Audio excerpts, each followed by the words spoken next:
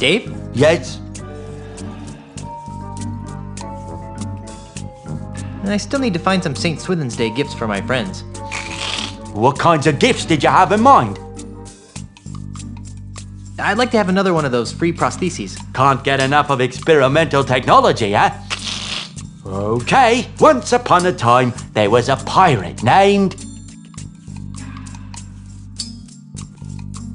Larry? Larry. Larry wanted to win the hand of a fair maiden named... Cindy? Cindy. Unfortunately, Cindy's hand had already been promised to a vile cad named... Jed? That's right, Jed. Well? Well, what? What happened? Realizing that beauty was only skin deep, she married the ugliest man in town. The end. What a dreadful story. You really should leave the storytelling to the professionals. I know. Here's your free experimental prosthesis. What is it? This is something special. It's a sample of my newly created, ultra-stretchy, one-size-fits-all prosthetic skin. Ew. With just a few square feet of this miracle substance, a pirate can replace all the skin he's lost during a lifetime of sword fighting, knife fighting, keel hauling, and the occasional flogging. And it comes complete with a set of tiny hooks for easy attachment. I repeat. Ew.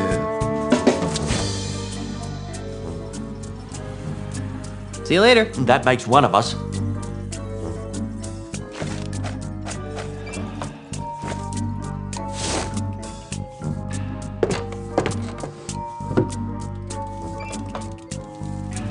Do you mind if I turn this on? I said, do you mind if I turn this on? Guess not.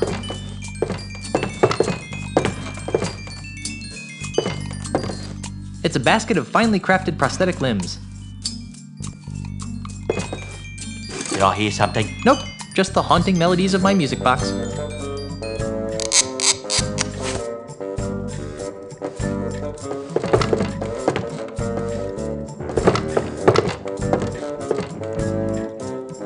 I wish they'd stop staring at me. Do you mind if I turn this on? I said, do you mind if I turn this on? Guess not.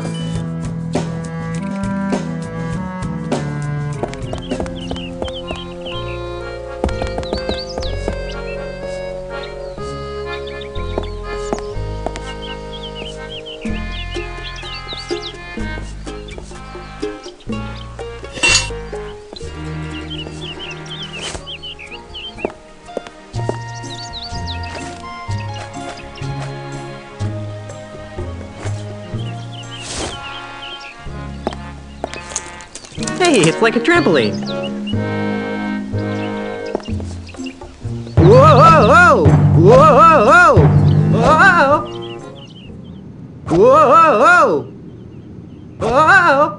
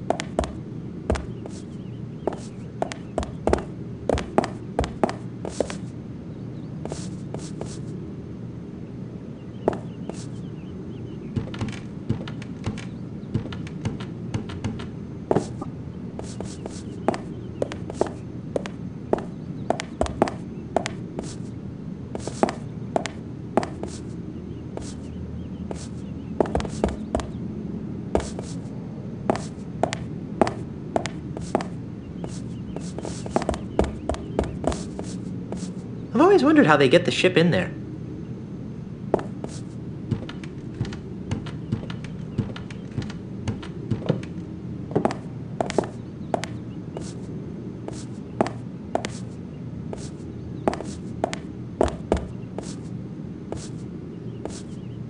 I can't use this. I sure hope the previous owner got a chance to empty their underwear drawer. I can't actually fit anything useful into those. Oh, how cute! Little tiny treasure chests that you can't actually fit anything into.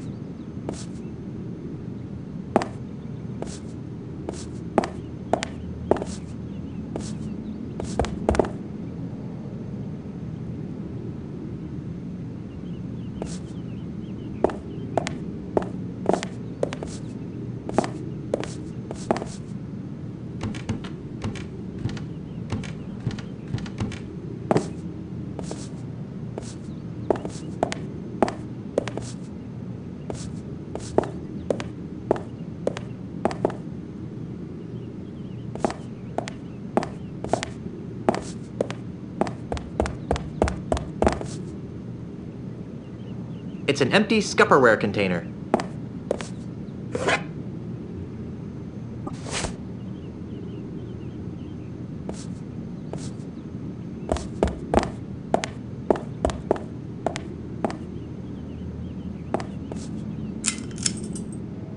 It controls that light. Technology marches forward.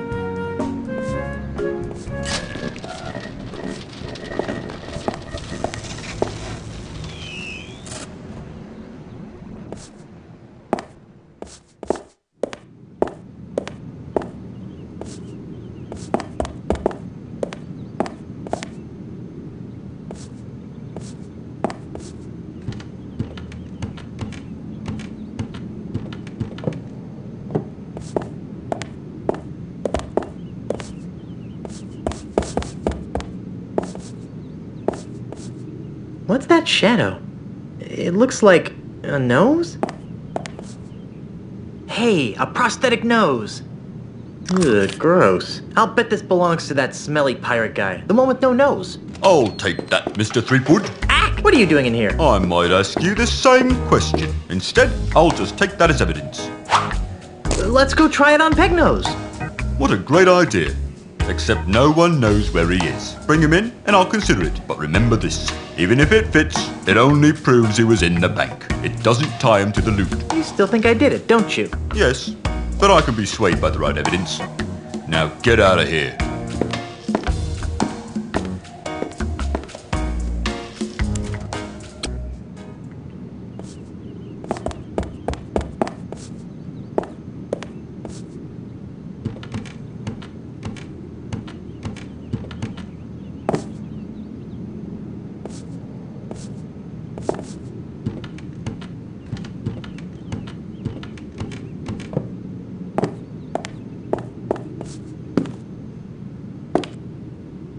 Whoa! Ow.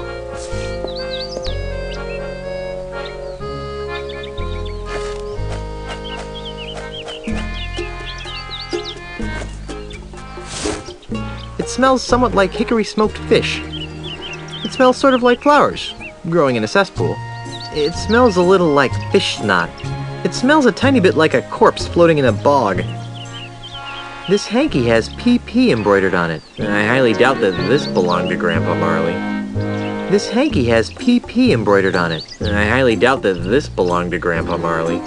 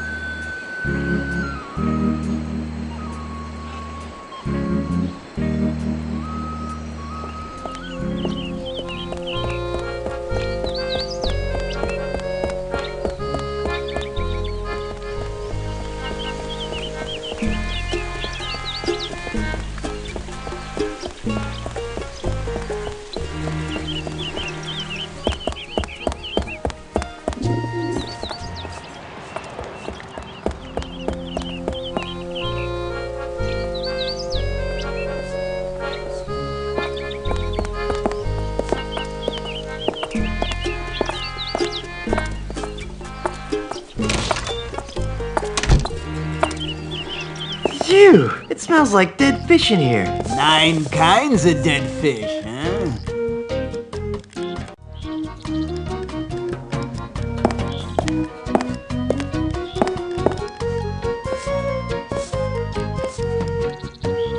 Excuse me. Yes? Do you know anything about a no-nosed pirate thief? Well, that sounds like Peg-Nosed Pete. You know him? Are you kidding? Everyone on Lucre Island has heard of Peg-Nosed Pete. Who is he? Boy, he's the most notorious thief on Lucre Island. He's never been caught, and his loot has never been recovered. And his true face, aside from his trademark false nose, has never been seen. Well, I've seen his true face. It's not pretty. Yeah, right. And I've seen a bucket of chum solve complex math problems. Where can I find him? You can't. Nobody can. There's rumor that his hideout is somewhere in the heart of the Mists of Time marsh. Great! I'm off to the marsh. But no one has ever been able to navigate their way through the marsh without getting hopelessly lost. It's cursed! Darn, another curse. How did he lose his nose? Oh, that's one of the darkest mysteries of Lucre Island. Some would have you believe that Peg-Nose's proud proboscis was pecked off by a duck. But I believe it was a school of deranged flounder that made off with his honker. That's one of the darkest mysteries of Lucre Island? No, but it sounds more ominous that way. How does he smell without a nose anyway? Awful. I guess I should have seen that one coming. Let's talk about something else. Well, whatever skins your salmon. Is the bait business getting any better? Nope. It still stinks. It sure stinks in here.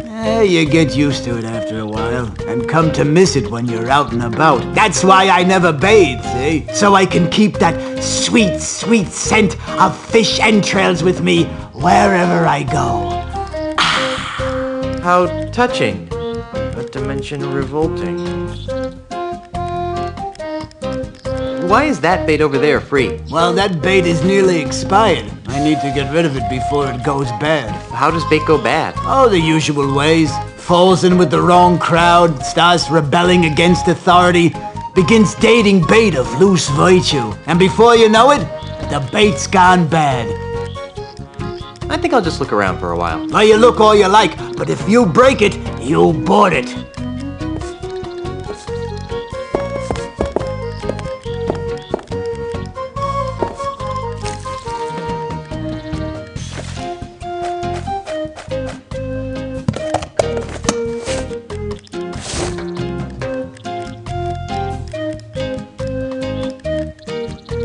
I can scoop up a whole bunch of bait with this. Hey, only one per customer. Darn. Whee! Look at the cute little termite circus. It's just like a flea circus, but with termites.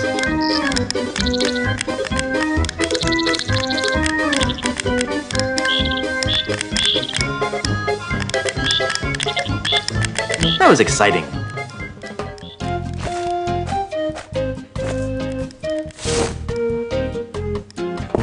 This requires stealth.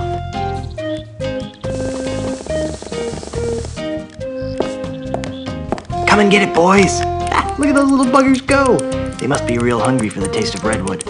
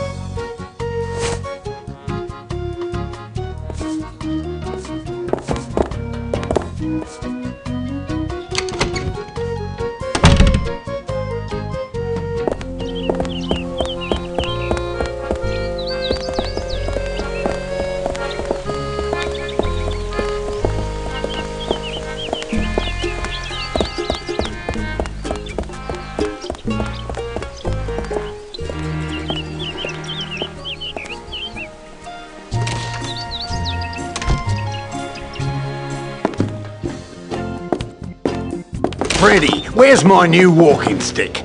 It's right over here, Mr. Mandrill. A brand new cane, hand-carved to the exact specifications of your previous stick. It better be, or I'll buy up your putrid little shop and replace it with something useful, like a public urinal.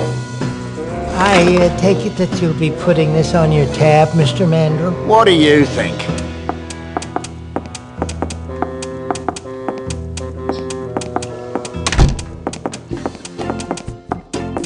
You know, if I weren't a peaceable sort, I'd whack that gentleman over the head with one of my sticks. I wouldn't stop whacking until his brains leaked out all over my rustic, hand-polished hardwood floor. Yep. But you're a peaceable sort, right? Yep.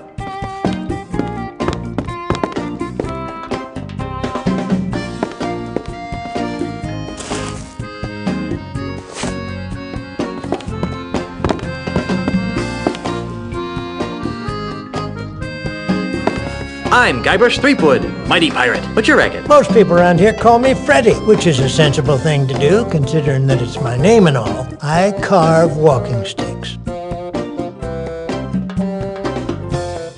I wouldn't think that a walking stick shop could support itself on a pirate-infested island. Well, under normal circumstances, I might agree with that sentiment. But lately, Lucre Island's been experiencing an influx of tourists, gawkers, and other assorted outsiders. They're always more than eager to purchase my authentic pirate walking sticks, at a reasonable markup, of course. Besides which, I can always depend on Mr. Mandrill to break a few dozen sticks a week. He's been single-handedly keeping me in business for months. So the walking stick market is booming, is that it? Well, no, I wouldn't exactly call it booming, but it's putting food on the table. And if Mr. Mandrill ever pays off his tab, I can retire.